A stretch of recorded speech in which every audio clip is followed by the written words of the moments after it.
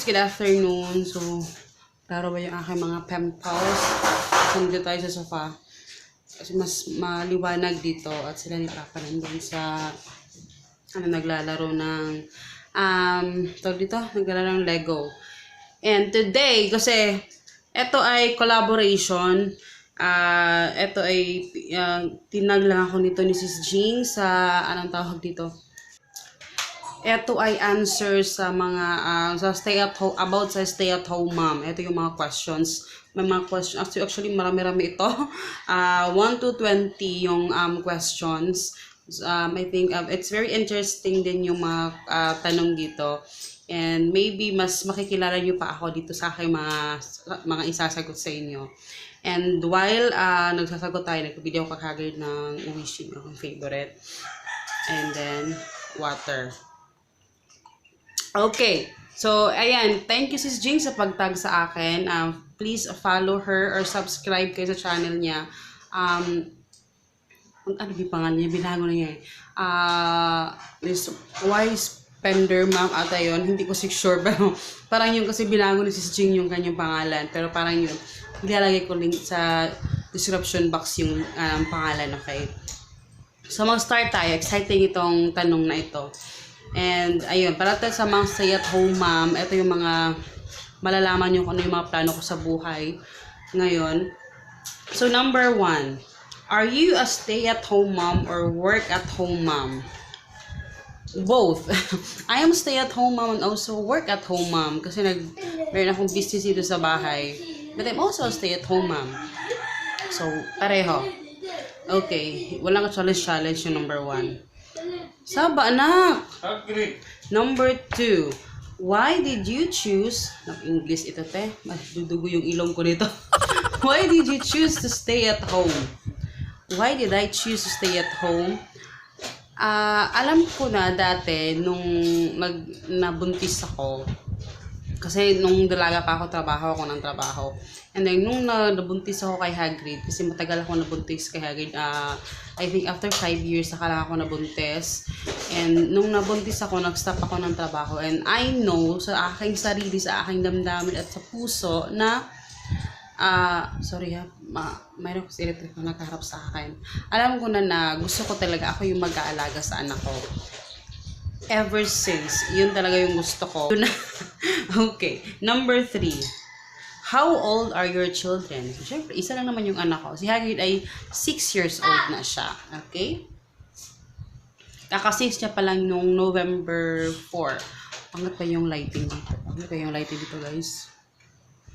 Parang paklaro-klaro yung voice ko, Okay, number 4. Kasi dito ko lang sa phone lang ni Papa ko ginagamit yung pinicturean ko lang yung ni Sis Jing. Yung ganyan description. Number 4. Are you a part of any mom or play groups? Am I part? Meron akong mga group na sa homeschool. Part ako sa group nila. And also, meron din sa mga Facebook group. Meron din ako mga sa mga tawag dito? Sa mga ibang bansa. Mostly sa mga ibang bansa. Dati yung mga yung about sa budgeting, ganyan, nakaano din ako sa mga group na yon. Marami akong inanuhan ng mga group. And syempre dito sa mga nanay din dito sa mga Facebook group meron din. And syempre meron din tayong Facebook group, our family budget Christine group, yun din. Kung hindi pa kayo doon, yun, mag-join kayo din sa ating group. And then number 5. Do you have a daily routine or go with the flow? Actually, meron talagang, kasi naalala nyo dati, meron talaga akong mga listahan na sa akin gagawin, ganito, ganyan. So, meron akong mga listahan talaga. But most of the time, hindi ko siya nasusunod talaga lahat kasi may mga darating na ganito, may darating na ganyan. So, ang ginagawa ko, go with the flow ako. So, itong araw na ito, kung ano yung mas importante na feeling ko, ginagawa ko siya, inuuna ko siya kung ano yung pinaka-importante. Sa gabi pa lang, iniisip ko na lang siya. Pag gising ko na, iniisip ko na naman, okay, yun yung gagawin ko. Pero, pag medyo marami na akong gagawin talaga, that's the time na, like for example, magbabayad ako ng bills, magbabayad ako ng merong mga kailangan bayaran. So, kailangan kong ililista ko talaga yun. But, yung mga dito sa bahay, go with the flow lang ako. Kasi depende yun sa aming ginagawa dito sa bahay. So, ayun. Hey, Chuchay! So, saan na ba tayo? Number 6. How long do you plan to stay at home, ma'am? Hanggang kailangan ako ng aking anak. Mag-stay at home, ma'am ako. And, I don't think magtatrabaho ako. Pero, ayaw ko i-close yung door. Kasi syempre, hindi naman tinawag yung panahon or oras, diba?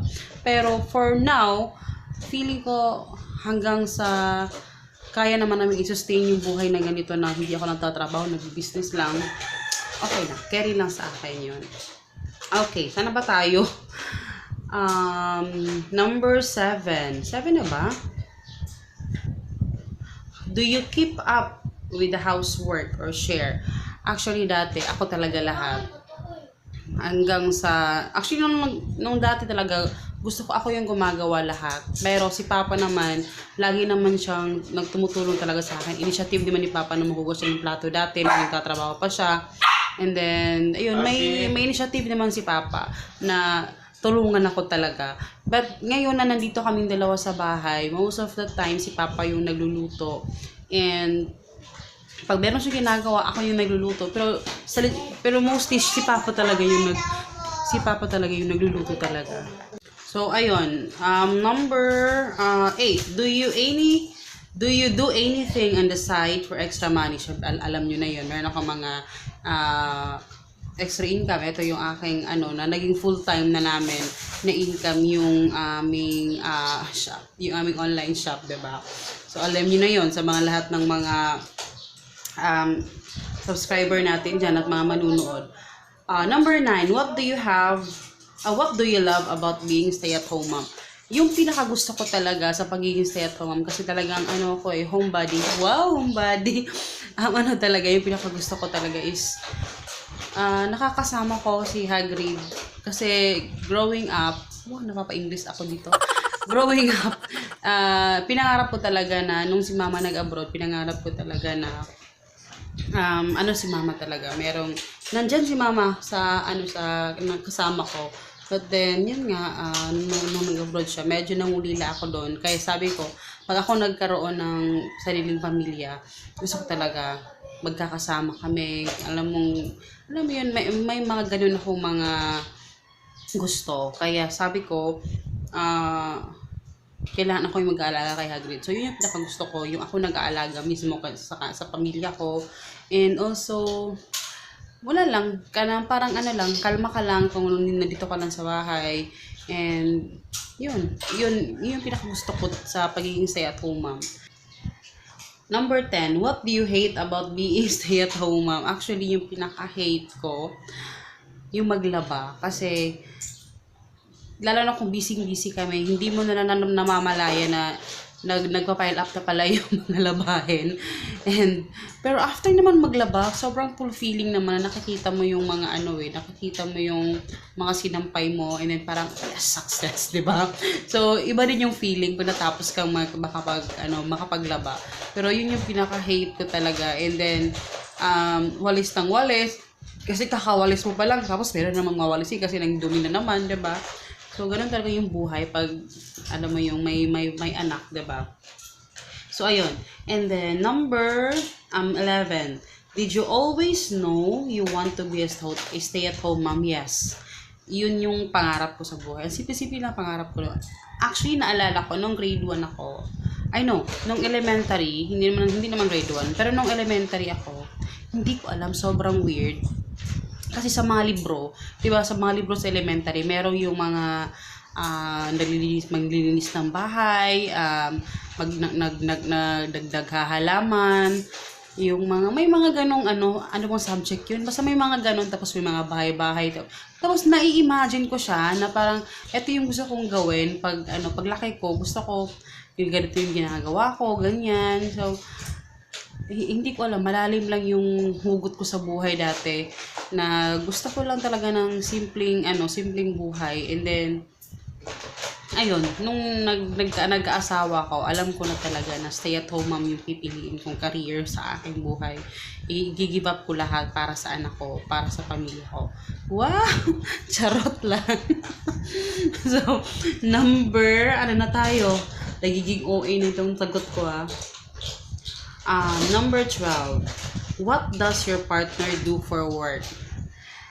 Sa mga dati ng viewers, alam niyo naman si Papa dati yung trabaho niya talaga is coordinator.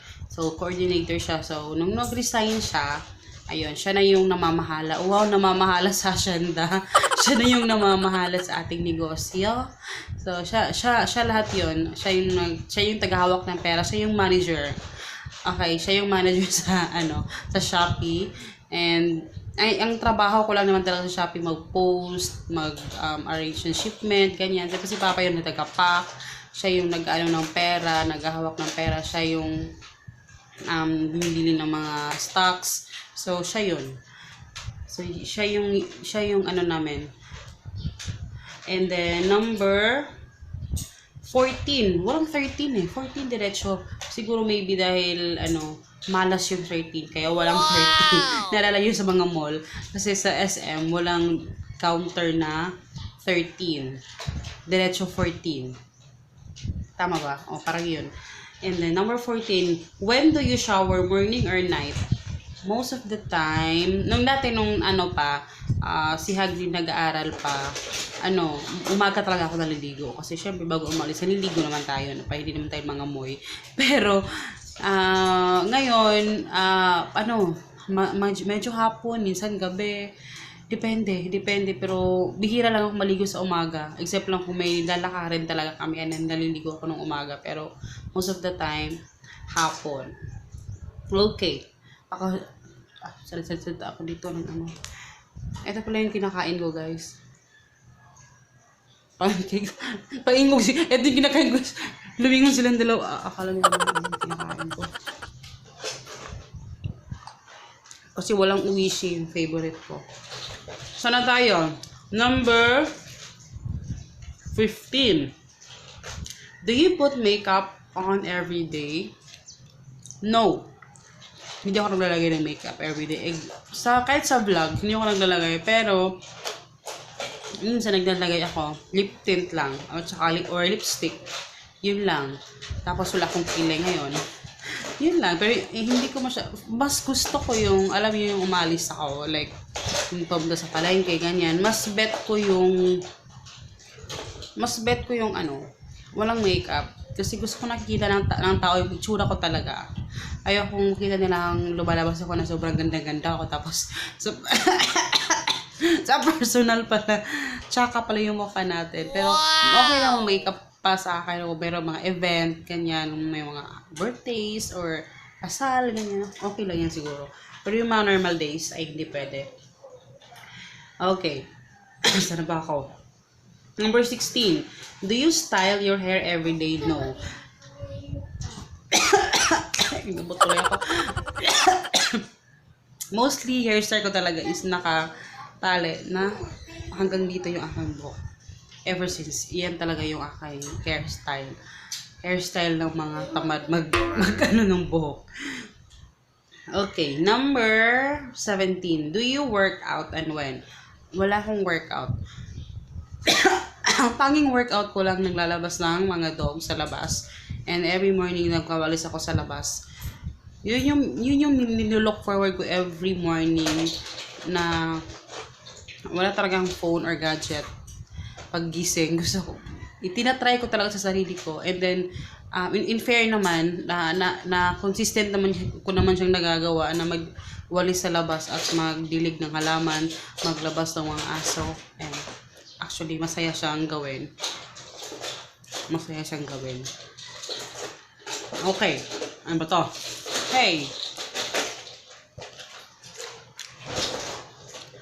Number 18. What's your cleaning schedule like? Wala akong schedule sa paglilinis. Tsaka hindi ako talagang nababahala ako na ay ang dumi-dumi nito, ganyan. Wala, kung ano yung mas importante na gawin, kailangan yun yung unahin. Kung masyadong makalat na sa kusina, tapos busy kami, hindi ko siya ginagawa. Nag-aantay ako ng panahon. Inantay ko yung inaano ko lang siyang okay, bukas kailangan ko na siyang gawin. Ganyan lang. Tapos yung mga major lang na mga ano, tapos sa CR, tapos nakikita ko dumi-dumi na, tapos marami pa akong ginagawa sa Shopee kasi kailangan ko unahin yung Shopee kasi yun yung bumubuhay sa amin. So kailangan ko siyang unahin. Tapos sasabihin ko na lang sa na sa sarili ko na okay, bukas kailangan malinis ko na siya. Ganon. And minsan naman si Papa naman yung naglilinis minsan. So salit-salitan din, ganon. Okay, number 19. Do you ever have alone time with your significant other or husband? Every day, meron kaming alone time. Kasi si Hagrid naman, lagi siyang umaalis yan lagi. Minsan mo lang makikita yan dito sa bahay. Pag nanonood lang ng TV. Pero most of the time, lumalayas yan. Lumalaya siya every day. Kung sa mga bahay dito sa subdivision. And pinaka-alone time talaga namin ni Papa is magkape. Ever since. Yan yung aming naging hobby ni Papa na magkape. And that's the time na nakakapag-usap kami sa aming mga buhay-buhay. Minsan nababalikan namin yung mga karaan. Yung ganito, ganyan. Yung mga nanay at tutoy pa. Nenay at tutoy, nanay. Nenay at tutoy pa. So, may mga ganun. And I think yun yung pinaka-most quality time. And yun yung pinaka nililook forward ko na ginagawa namin ni Papa everyday. As in, everyday yon. Except lang siguro kung sobrang busy na talaga. Pero, hindi ko alam nakakapagkape talaga kami. Minsan dito sa loob, minsan naman doon sa labas, minsan naman dito sa sofa, kung saan-saan. Basta, minsan sa gabi, umiinom kami ng kali, mga kung tulog na si Hagrid, mga 10 p.m. Nakaupo lang kami dyan sa labas, nag-uusap-usap. And, hindi ko alam, mga simpleng ganyan lang, mas masaya siyang gawin. And parang napapag-uusapan niyo yung mga bagay-bagay. Yun. And then number 20, do you have me time? Actually, eto talaga, first time mo sasabihin sa inyo to, yung pinaka-me time ko talaga is yung nag-internet, upload ako ng video. Sa mga hindi nakakaalam, wala kaming internet connection dito sa bahay. At ako lang ata yung vlogger and also lahat ng yung negosyo ko puro online, 'di ba? Kasi nag-vlog ako tapos yung negosyo ko online business. And then yung mga extra income natin, yung mga piso wifi ganyan, internet pa rin. Pero wala kaming internet sa bahay kasi nung lumipat kami dito, nag-decide kami ni Papa na actually ayaw talaga ni Papa na magpaano kami ng internet. Choice talaga namin na hindi magpaano ng internet kasi parang mas winavalue ni Papa yung quality time kasi parang minsan nakaka-addict talaga yung mag-internet, 'di ba? Kahit naman gaanong pag-ano natin sa ating anak na disiplinahin na hindi mag-internet, pero even tayo sa sarili natin, hirap din tayong kontrolin, lalo na pag nagpe-Facebook, 'di ba? Parang gano'n. So, ang ginagawa namin, good thing naman, nung paglipat namin dito, alam mo yung dinidinig talaga ni God yung aming mga panalangin noon. Parang alam ni God yung pangangailangan namin. Kasi nung duwating kami dito, mga ilang araw lang, meron na po naglagay ng piso wifi dyan sa amin sa tindahan. And then, sobrang accessible na siya sa amin. And then, yun yung ginagamit namin pag nag-check ako, naglo-load ako doon ng 5 pesos, nag-check. Yan, parang nawala na ako sa question. Pero, inaano ko lang yung background sa inyo. Chine-check ko doon sa, nagbulo ko ng 5 pesos. Yung 5 pesos, 1 hour na yon. So, chine-check ko, tapos kung hindi ko siya ginagamit, pinupost. Parang din. So, yun yung ginagamit namin. And pag nag-upload ako ng video, yun na. Kasi nga wala kaming internet connection. Ang ginagawa namin kasi yung piso wifi dyan, meron din silang computer shop. So dyan ako nag-upload ng videos. Actually dati pa naman ganyan naman yung ginagawa ko, nag-upload ako sa mga internet shop. And sobrang yun yung na-enjoy ko na moment kasi doon ako nagkakaroon ng time na, alam mo yung ako lang doon na mag-isa nag-internet, tapos parang, nakapanood ako ng videos na gusto ko, and feeling ko yun yung pinaka-me time ko talaga, as in, parang feeling ko yun yung pinaka-reward ko sa sarili ko, and also, kasi, nag-download ako ng mga videos dito sa YouTube, sa aking cellphone, pag may time ako, nanonood ako ng YouTube, minsan nagagalit si Papa kasi lagi ako nanonood ng mga videos, which is, kailangan ko din namang manood, kasi syempre, eto din yung trabaho ko, so kailangan ko din manood, diba? And, yun yung pinaka-me time ko pag nanonood ako. Masaya ako, nakakapanood ako ng mga videos, ganyan, ng mga gusto kong videos.